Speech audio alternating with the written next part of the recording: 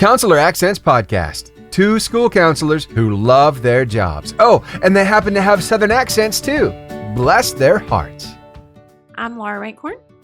And I am Kim Crumley, and together we are Counselor Accents, two school counselors who are in the trenches with you. We know what you're going through because we're living it every single day. So I've got to tell you about, I've got on the most comfortable pants. We got them at Burlington. I can't stop wearing them. They are the most comfortable. They are a polyester blend. And you lost me at polyester blend. I know. Thank you, Edith. Thank you, my Aunt Edith, who never. I know, but hear me out. Hear me out. It's polyester and rayon, I think, or maybe spandex. I don't know. I'm so excited to go back to work in these pants. So I am going to be honest. I did wear them last night to church. And as I'm sitting there, I thought about how much I'm loving these pants. They're tall. So they're long enough because my size and stature has always been more than others. The tall, yeah. So they are long enough, and I can wear flip flops and they still drag the ground, which I love because that's unusual for me. They were a Burlington find, so they were $1.50. So I took a picture of them last night there in church and did the Google Lens to find some more. And what I have discovered is they are actually medical scrub pants.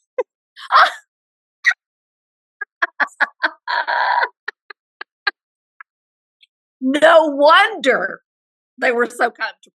It's like when I discovered I was wearing a maternity outfit that I could not stop raving about. Yes. So now I'm like, what do I do? Do I go back to nursing school? Because if this is what I get to wear every day, it might be worth it. I don't know. But it has reminded me, of the time that I got a shirt at Old Navy. And I'm sure I've told you this story, but I don't think I've ever shared it on our show. But being of a very tall, my dad was 6'7". So, it's only natural that I'm tall and of greater girth than the rest of the world. So I have always loved shopping in the men's department for t-shirts. So I went to Old Navy. This was probably 15 years ago. I went to Old Navy and I was searching through the shirts, and they were very soft at that time. That's when they were making them super soft, and they were super cheap. So some of them were very perverted, and I knew that. So I stayed away from those. But I found this one shirt, and I looked at it, and I was like, okay, that's not ugly. I can wear that. And it said cougar bait. And I thought, oh, yeah. You were not familiar with that term at that time. I was not familiar with that term. And so I thought, that's just saying oh, no, we're playing the Cougars, because it had a varsity look to it. And I thought, that's just saying we're playing the Cougar team, and we're cougar bait. And it made sense in my mind that cougar bait made sense. So I wore that shirt everywhere, much like these scrub pants. I wore that shirt everywhere. My husband was a youth pastor at the time. I wore it to youth all the time. I wore it everywhere because when you find something that's soft and comfortable, you want to wear it. You want it on your body at all times. So you were wearing with the youth that you've taken on a trip with a shirt that says cougar bait. Yep. So it was one night that we were eating at a restaurant in my town. This is when I still lived in Tennessee. And my sister and her husband walked in, and I went and sat with them for a little bit, just shooting the breeze. And she came over to me as we were getting ready to leave, and she said, hey, Josh, that's her husband, my brother-in-law. She said, Josh wants to know why you're wearing a shirt that says cougar bait.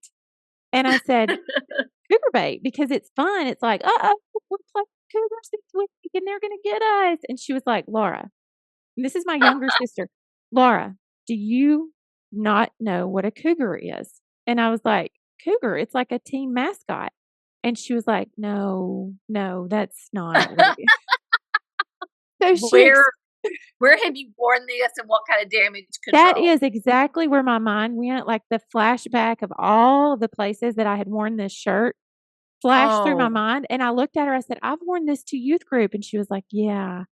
And so then it made me think, maybe maybe all these older ladies in my hometown weren't just that kind. Maybe they thought that I was broadcasting.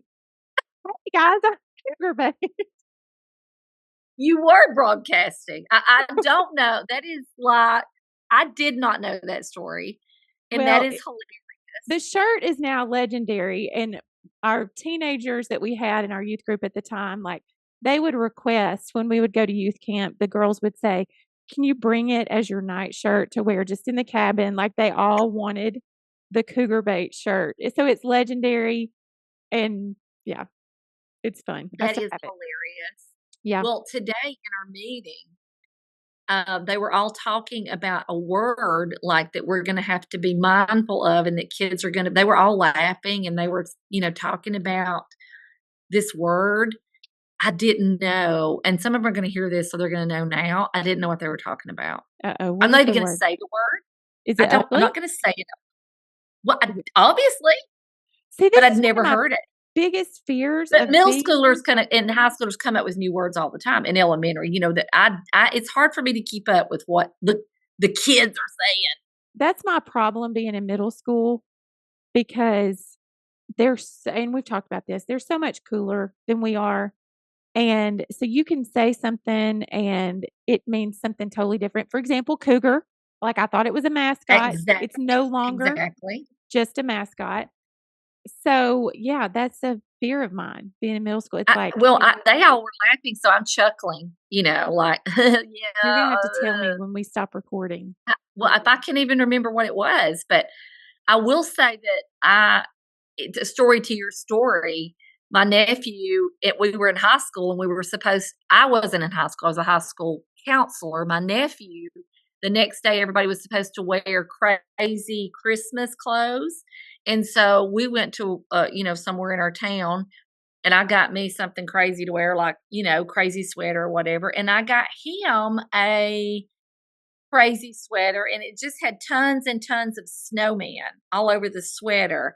And so he shows up at school, and the next thing I know, the administrator's bringing him into my office and saying he has to go home because of what he's wearing. And I'm like, I bought that for him. What offensive, what level of offense, what? The snowman's nose was strategically placed.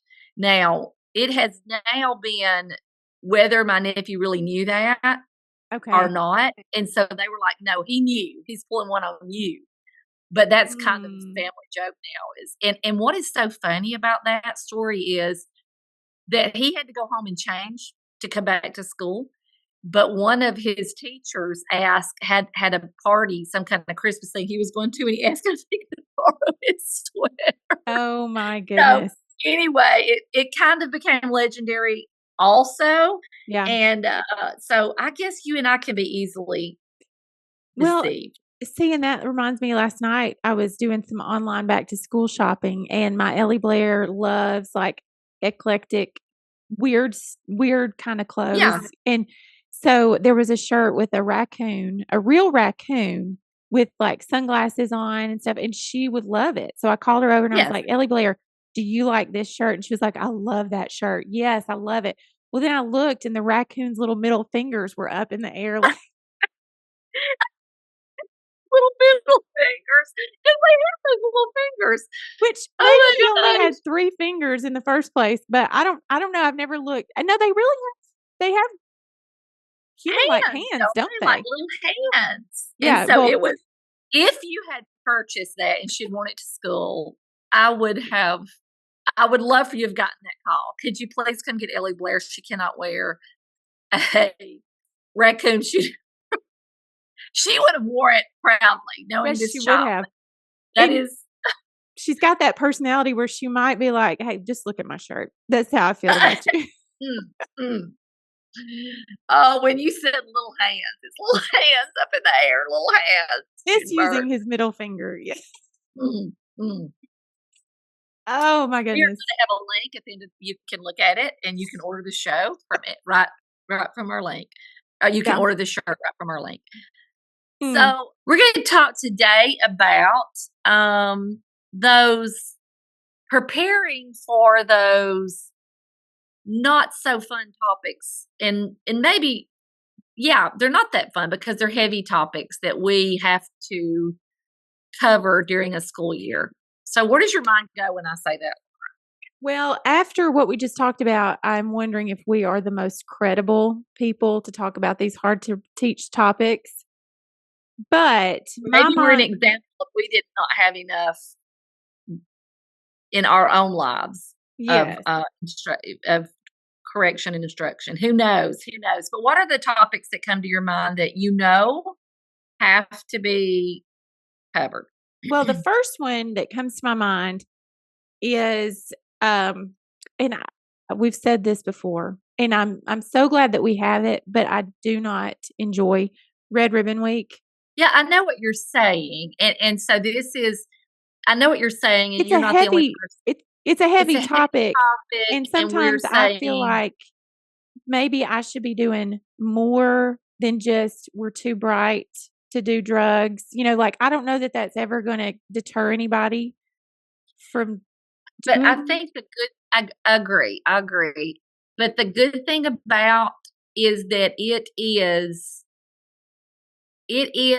time set aside to focus. So the thing I do like about it is that it is like I said, it is set aside for the purpose of covering a heavy topic. And so, I think that, I agree that, all the fun things that we do with that probably doesn't deter a child, but what we can bring during that week might, Yeah.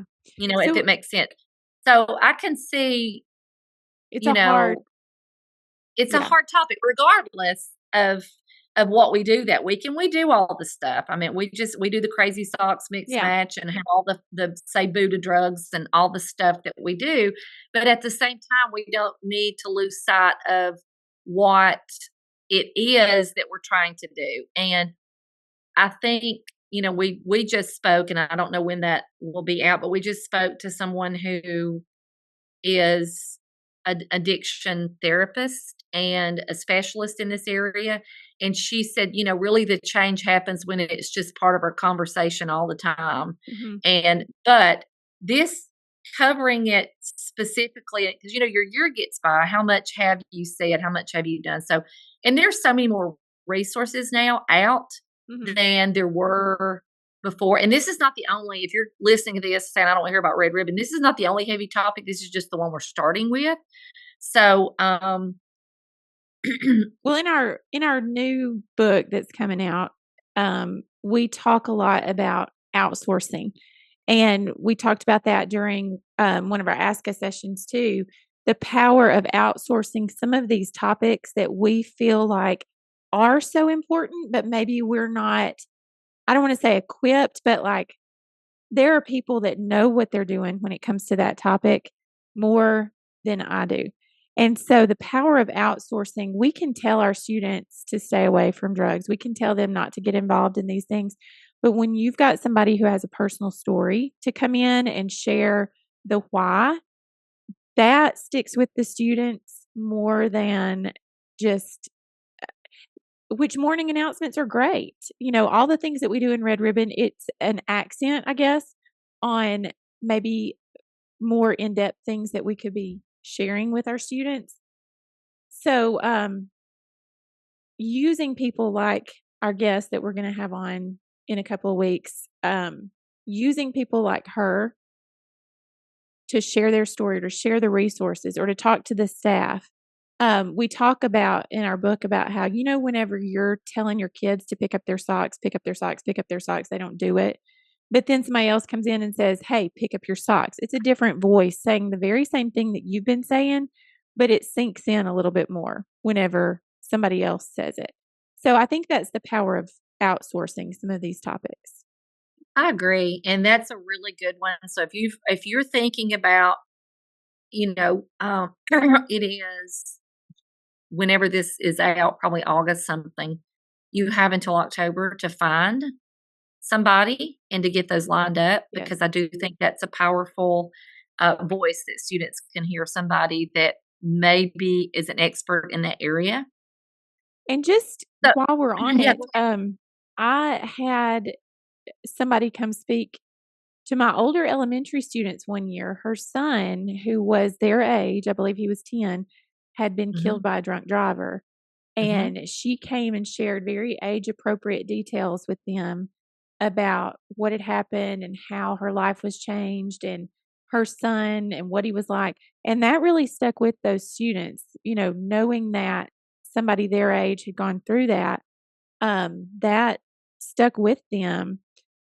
And so, and then another year, I had the sheriff's department come in and they brought a series of things for the students to do, interactive, like the drunk Yeah. goggles. They had to walk in a straight line, and they brought a few more things for the students to see.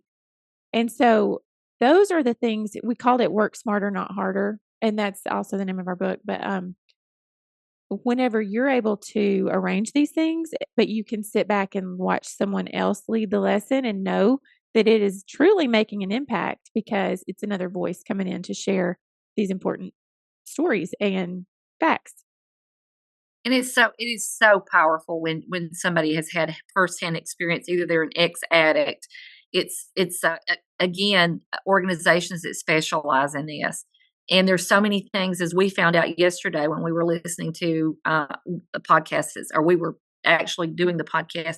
There's so many new things. It's hard for us to keep up with what's available for Yeah. kids at this time, or you know, as we were just talking uh, the language changes, what kids, are have at their local convenience store available to them.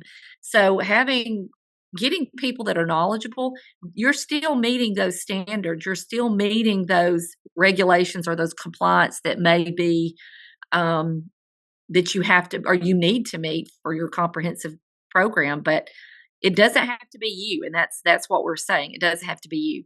Yeah. So another difficult topic is, and we'll just volley these back as Yeah. they come to us, but I'm thinking about uh, social media, Hmm. and we're seeing a lot of students who are, and I think you tell a story. You just told the story at ASCA about somebody from our local, just right here in our county, coming and speaking to your students. Tell us a little bit tell that story again if you don't care. Yeah. And so as I'm telling this, I want you to think about those resources that you have at your fingertips in your community and who you could have come in. But the juvenile probational officer in our community came in and spoke to our students. I promise you, she said the very same things that I say every day. I was having these talks with our students about not talking to people online and how dangerous it is whenever you think you've met somebody on Fortnite who is 12 years old from Indiana. They're not 12 years old from Indiana. And so she came and shared a powerful story about a girl in our community who made a friend online and then decided to meet that friend online. And it actually turned out it was not a 12-year-old from Indiana. It was someone who trafficked her, took her to Chicago, and put her in the prostitution ring up there in Chicago. So anyway, they recently found her and brought her back to our community. And so the juvenile probation officer told that story. And even up until the last week of school, I had kids coming in saying, "Remember that story that uh, that she told?" And so again, it's just the power of hearing the same story or hearing the same thing from a different voice that is so powerful. So, Laura, that's a perfect story. School is it should be a safe space for students to learn and discuss these difficult, topics. And so, by openly communicating with students, you're just, kind of demystifying or destigmatizing these tough issues. So, talking about social media, one of the things that we know that's coming up the pike is, a couple of things that are maybe not have been on when you're talking to students, maybe not something that you have shared with students, but it doesn't matter how many times we tell students not to, send nudes of themselves or, and if you've not listened to our podcast about a family that got caught in this trap, but no matter how many times we tell students, and one of the things I've always said is that if you do that, it's always there. It's always going to be there. And I always felt like I was doing the right thing by saying that. And then we heard the podcast about the dad whose son felt like he was in a situation he couldn't get out of. And actually, now the Center for Missing Children, am I saying that all their name completely right? The National Center for Missing Missing and Children. exploited children. Yeah. So now, they have resources on and what we need to share with students. They even have posters to put up in the bathroom that if something's out there on social media that you don't want to be out there, you can call and they can help you work that where it can come off. Again, we can't stop kids from snapping pictures or, from other phones, but I don't know what all is involved in what they do, but they're a resource and a help for you. And our students need to know that they're not just a victim to that, or they can't undo what they've done, that there's help for them. And as we move into more of the AI and the deep fake, students need to be aware that they need to reach out for help, because now we know that it's going to be very easy, and we're going to start to see more of this where it's not actually the student, but it's a fabricated AI. So it could be any compromising position or for anybody that could be out there. So there are resources to help these students. That is because we know they can actually be held hostage by this, right? I mean, they can, yeah. Yeah, that's a great point. And the podcast episode that you're talking about, we aired it around this time last year, and it was about sextortion, and we interviewed Brian Montgomery, and he has since gone on to do lots of other interviews. He even talked on Crime Junkie, which is a huge, like the number one podcast in the nation. And I'd like to think that they discovered him on our podcast. Oh, but sure. He shares his heartbreaking story about how this impacted his family. I would highly encourage you to listen to that, maybe even pull snippets of that out and share it with your students, share it with the parents. My principal asked me to share it with the parents at my school, because a lot of times parents don't know, just like our guest that we spoke to. We're referencing it a lot, but she made a huge impact on us. She says parents don't know what they don't know. And so, a lot of them don't know that this stuff is going on. But I love that you mentioned the National Center for Missing and Exploited Children, because a lot of times we just think that they help find missing children, but exploited is in their name for a reason. And when a student is a victim of something like what you're talking about, pictures being shared beyond their control, that is an example of them being exploited, and that's something that they help with. And that's another resource. So yeah, these are hard topics, but again, outsource. Look for those people who know what they're talking about when it comes to this. Your local law enforcement,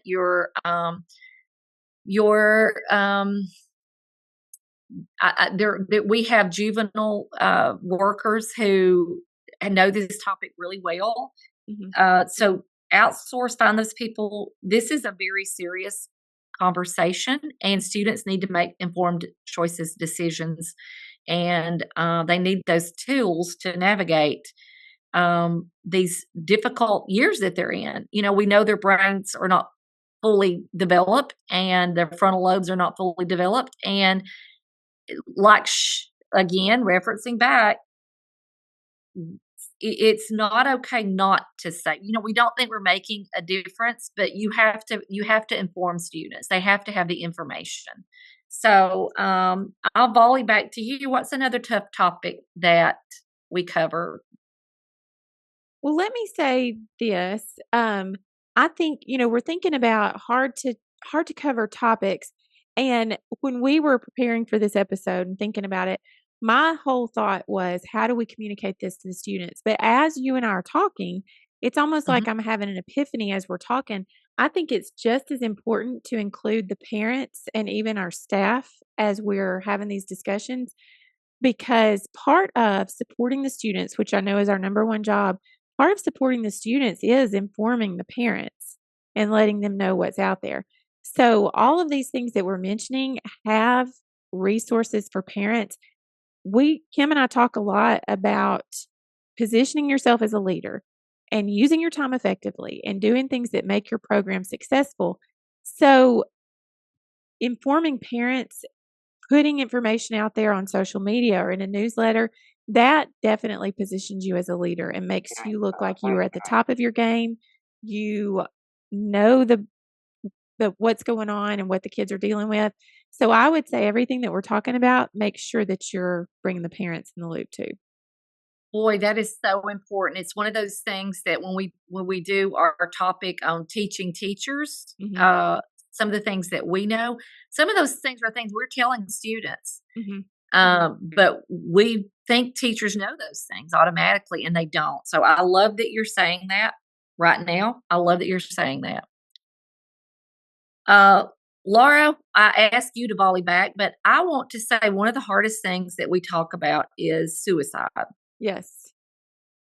And that is one of those things that it's stressful to talk about. You wanna make sure that you don't school counselors sometimes don't feel like they are equipped enough to even share that topic, or what kind of Pandora's box is that gonna open. Yeah. Um, what are some things that you have done to make this topic, I guess, the most meaningful for students and make the most difference? Or what have you seen with this? Well, we have talked about this for years, and then more recently, with the Jason Flat law, it has become a requirement in most, if not all, states at this point.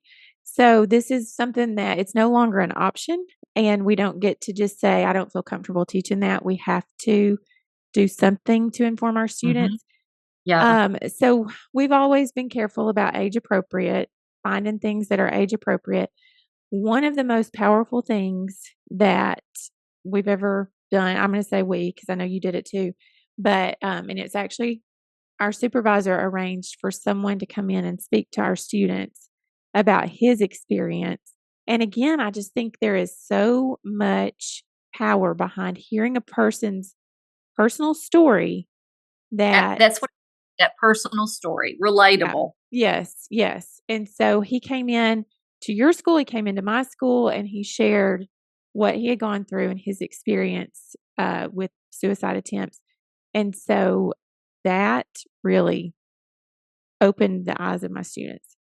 Yeah. So that really goes back to, thinking about if that's something that you wanna do, now's the time to start thinking about that, when you're going to do that, how you're going to do that. But, when we address these topics openly, we don't know those students who are at risk all the time. We don't. We just don't know what their personal challenges are, and, sometimes they don't feel like they can openly discuss that. So to hear it in school and provide resources and support, even when we make sure that our students have those hotline number, Mhm. because they nobody may know. But when we go in and we talk about here is, and you have those up, we have those posted in our bathrooms and around.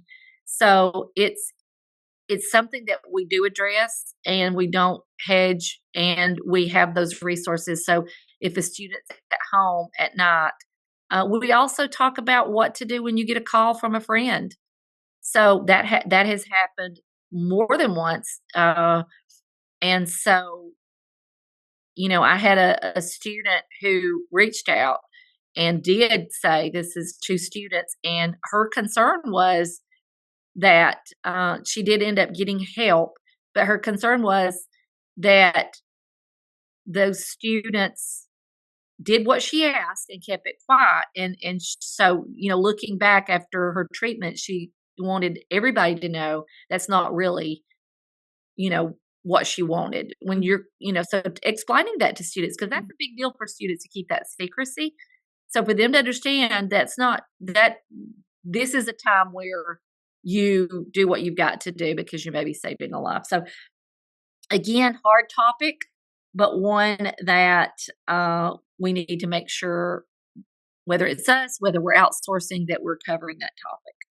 Well, let me add this too. This is not teaching the students about this, but I would say probably most people have this in place. But if you're a new counselor, make sure that you know what you're going to do in the event that you have a suicide threat. Talk to your system supervisor, talk to your administrator, and see what the protocol is and familiarize yourself with the protocol, because you need to be ready on day one, because you never know. That is so good. And Sound it by. if there's not a protocol in place, then put one in place before day one. Talk to other counselors, see what needs to be done, because it needs to be in place on day one. And Laura, we are preparing students for the future, right? I mean, our goal is, what do these students look at like 5-10 years down the road? And inevitably, they're going to face challenges that they may not be facing at this time.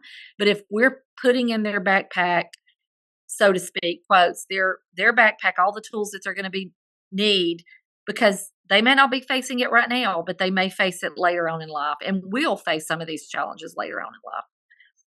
So, Laura, let's talk just a second about dealing and talking to students about trafficking, because that is another topic that, especially as middle school counselors and up, that we start with the young ones too, about the stuff back to social media, the things that they're posting, and I think it kind of ties into that.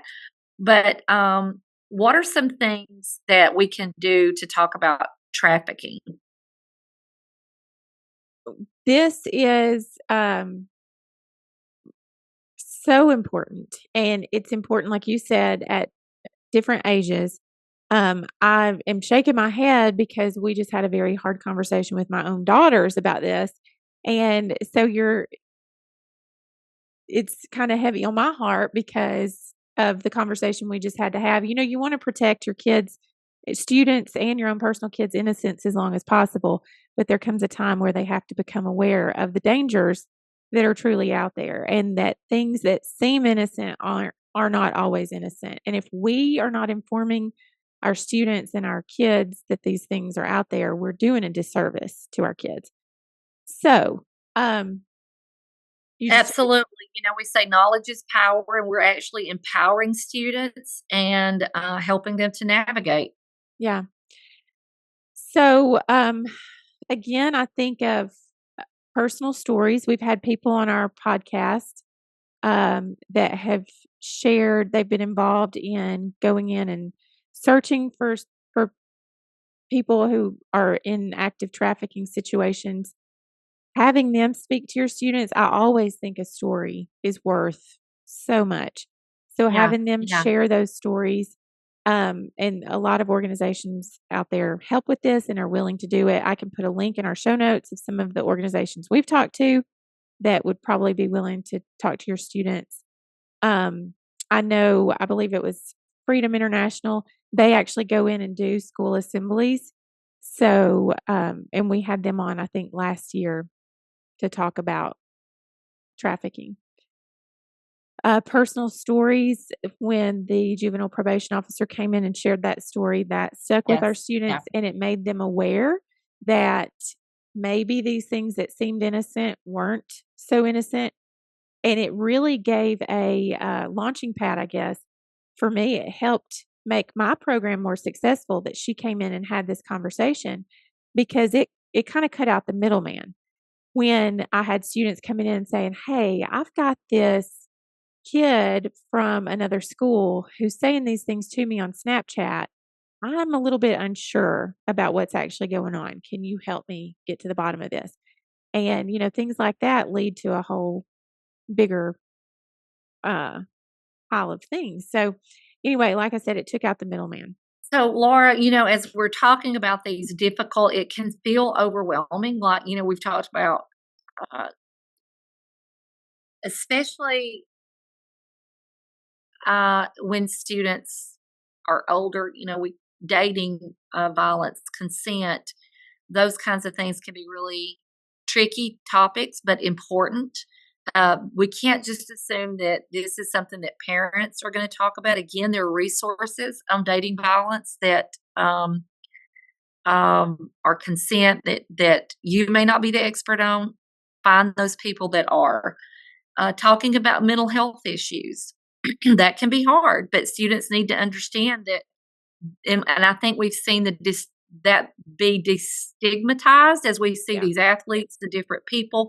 Use some of those stories. There are things that you might not get that person there. Remember, there's virtual, there's Zoom, there's things online of stories, real stories that you can use. Well, I love what you just said about videos. You can find videos of these people sharing these stories, put them in a Google Classroom, and, let teachers know that those are in there and that students need to watch it during their downtime or whatever. And, maybe even throw a couple of questions out there so that you can kind of read the room, I guess, even virtually. Yeah. So Laura, also, equity, diversity, prejudice, bullying, all of those things can feel heavy, but as we're kind of the gatekeepers, and we need to make sure it doesn't need to be just us. As you said, parents need to be informed, teachers need to be informed, but maybe we are the people that get that information out to everybody. And we need to create that space where just because it's hard doesn't mean that we can avoid it. And I feel like I would love to avoid a lot of these topics. And of course, you have to balance. This is not the only things that we're talking about, but these are the things that for a comprehensive program and for students, it may be the most important thing that we do for their well-being and their safety is to just go ahead and talk about these difficult topics and have a plan for the year of how and when that's going to be done.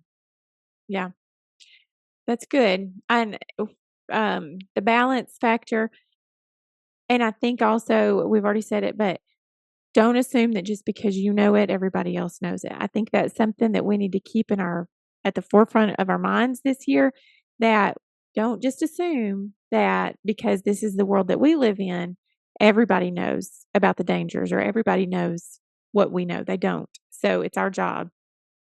As you said, we're the gatekeepers. So share some of that knowledge. So my rubber meets the road on this is I would look at those. I am required to teach these things. Mm-hmm. And then the things that maybe, for a good program, I need to make sure that I'm talking about these issues. And look before your year even is off the ground, and maybe go ahead and schedule and line people up, mm-hmm. do the groundwork now, and have some dates set and plug those in, because just because you're the school counselor doesn't mean you're the best person to be talking about substance abuse or trafficking. Mm-hmm. You may be the person that does that, and there are lots of resources out there for that. But plan ahead, think ahead, get those people who really, this is what they do. And prepare now for this. And I promise you the end result is going to be, it's still your program. It's still what you're doing. You're part of this. You're just being probably more effective this way. So that is such a great rubber meets the road. And I'm not meaning to mention our books, but in our first book, Growing Your Program, we talk about plowing your first row straight.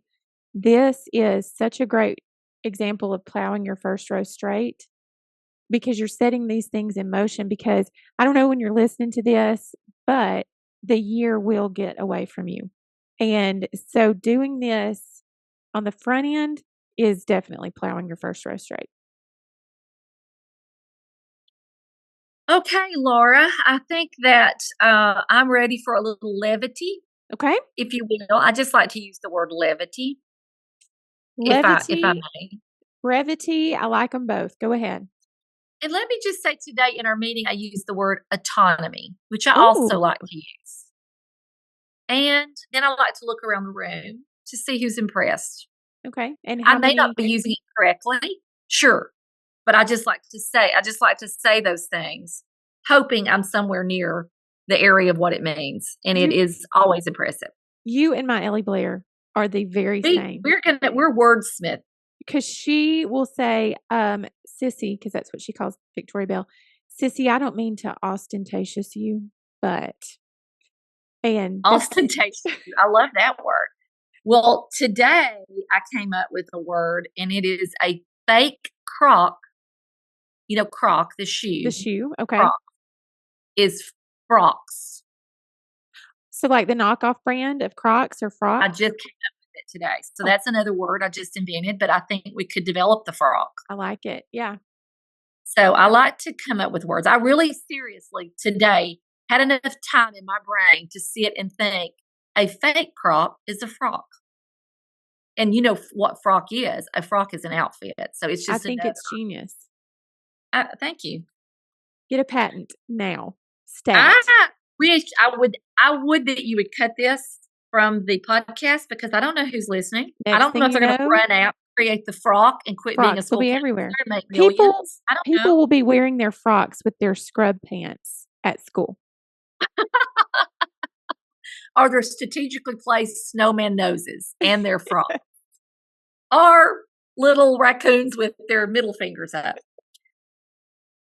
Speaking of raccoon, and this is the last personal story I'm going to tell. We've been invaded by skunks. Invaded by skunks. And because we live out, in the country, and we live by the woods, and even in we're in the pool floating around, and this big skunk comes out like, what you going to do? And we're not going to do anything. It's daytime. They're not even supposed to come out in the daytime. That's how brave they are. So I am waiting on, if you've ever, and I know you have because you're a country girl, had students to come to school or teachers, and I've had both, whose houses have been sprayed. Mm-hmm. That is a smell that you cannot. So our thoughts here, because a parent can be smoking dope every day and blowing it on their children. Our thoughts are automatically going to go to, did your house were y'all sprayed by skunks? Were you sprayed by skunks? Because it's the same smell. And more than likely, it's going to be the spray from the skunks. When I went to Girls State, when I was in high school, the night before I left for Girls State, my dog got sprayed by a skunk. And so it filled up the whole house. Mm-hmm. And my mom did everything she could do. She did the tomato bath for the dog. She rewashed all of my clothes that were packed. Mm-hmm. She rewashed them all. It didn't matter. And I was too embarrassed to tell my roommate that my dog had been sprayed by a skunk. But every time we walked in the room, I knock you over. I would like to issue a public apology to my roommate at Girls State, circa 1998. I am so sorry. She thought you were higher than a kite the whole time. She thought she's in here getting high, and and she got Girls State. I mean, what kind of school is this? Exactly. So I am just going to say that I'm waiting. But you know what I'm going to do? All new clothes. I don't care. Burlington trip. I am ready for it. Trip, $150, whole new wardrobe. Did I just say wardrobe like I'm Gary Brooks or something? Cheering your wardrobe. I'll get a whole new wardrobe. So bring it, skunks, bring it. That does lead us into our last hard to teach subject, though, which is hygiene. So I think that was a perfect segue. And I did it on purpose. Okay.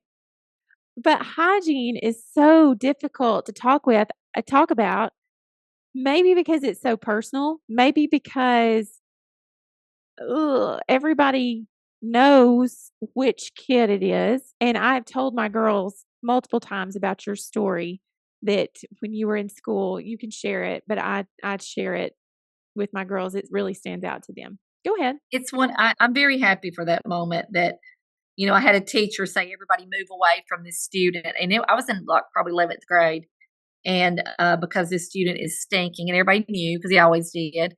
And so I refused to move because it just broke my heart for him, and because because I wouldn't move, other students wouldn't either because, I'm so proud of you for that sometimes moment. students know things are wrong even if teachers don't. Yeah. But it is a difficult, and I think this has been something, if you've been a school counselor for any amount of time, you have had those hard, difficult conversations with students because guess what? You have to have them because you don't want them to be ostracized. So you have to talk to them about, look, they may not realize that they may live that way. So you have to have those conversations with students because it's for that student's good. You don't want them to be bullied and ostracized and whatever, ridiculed. So you try to make that. It's a difficult conversation to have. So one of the most difficult, especially one-on-one, it is super, super embarrassing for that child. I try to do it in a very motherly, like I'm your mother, funny, and support them. So I do it in a way that it usually has been fine, more than fine. But Laura and I had talked about this, and so we actually wrote a children's book called Hi, Jean. Hi, Jean. Get it?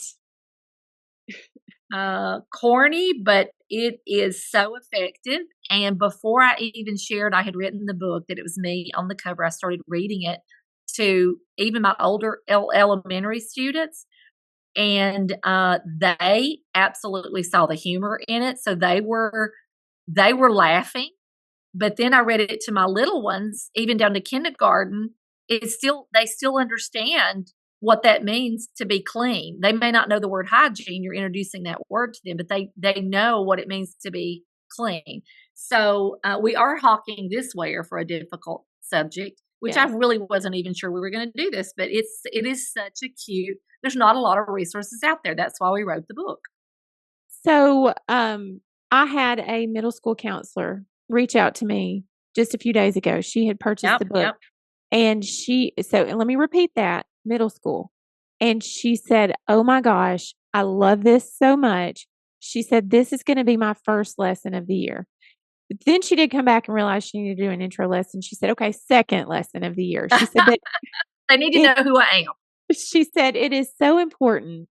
And she, like me and so many of us, probably try to get the nurse to have these conversations. And she said, there's been a changing of the guards with the nurse. She said, it's up to me this year, and I don't know how I'm going to do it. She said, this book is the resource that I'm going to use. So she's sharing that with her middle school students. And we've said before, high school students, middle school, they're still kids in bigger bodies. And they still love a good children's book. They love that mental rest of being read to. So we also have a lesson that goes along with it. I will put that in the show notes too. If you want that lesson, you can go get it because it does, like you said, introduces the word hygiene possibly to some of your students.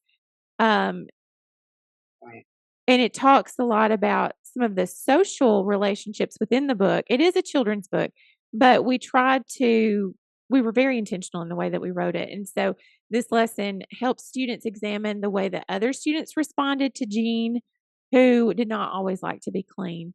So anyway, we hope a lot of good conversation with that book, and a lot of fun.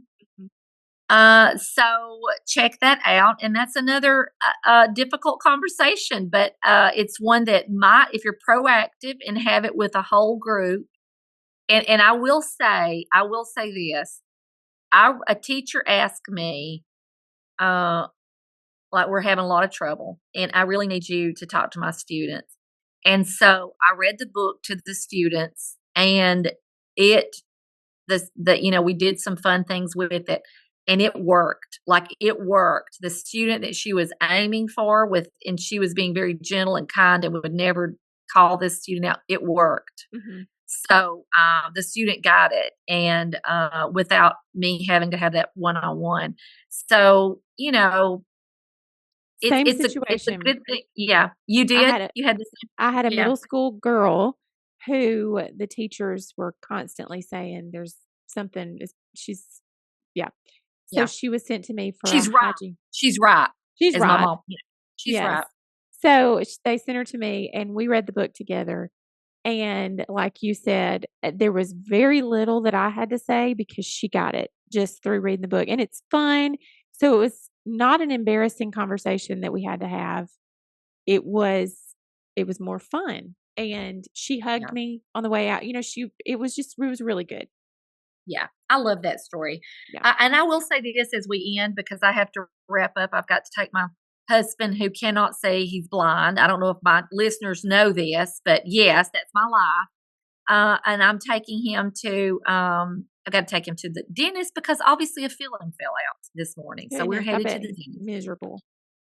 Oh, you know how precious he is. He's never really miserable. He's really, I talk about him, but he really is He's much better wonderful. person than me. He's wonderful. He is, as is yours, but we like to complain about them. It's We our do. right. It's our right. I will say this is how you know it's your best friend when they tell you, go get a shower. You stink, which actually happened. I'm like, I ain't showering today. I ain't doing it. And she's like, oh, you do. And I'm talking about Laura. She said, oh, you doing it. I don't know what's going. I don't know, but there's somebody up here stinking, and it ain't me. I saw you changing clothes, and You're I like, looked over. Why? Like, And why I are you said, doing? the panic was in my face and the panic was in my voice, and I saw you changing clothes. I look over and I said, oh, are you not showering? And you were like, no, I don't need to. And I was like, oh, but you do. You do need to. Yeah, and I love the way you're making it precious. Like, oh, are you not showering? Oh, it wasn't That precious. is It was not how I panicked. feel. It was panicked. It It was wasn't like, precious. when you hand me the life boy and say, here, The sister. what? Hand you the That's what? the soap. Life boy soap. Never Soap, in my life. boy, Life boy? life boy soap. You've never heard of that? I don't know why I No. just said soap. Life boy. Is it a Okay, brand? do you remember on Christmas Story, the little boy that they put the soap in his mouth because he's using bad language? He said Life Boy was the worst. Like he likes, I forget what kinds. They had a pecan flavor, but Life Boy, it was Life Boy that killed him or that made him go blind when he got older. Because have you seen this movie, this Christmas I am movie? going to be honest with you. I have never watched it all the way through.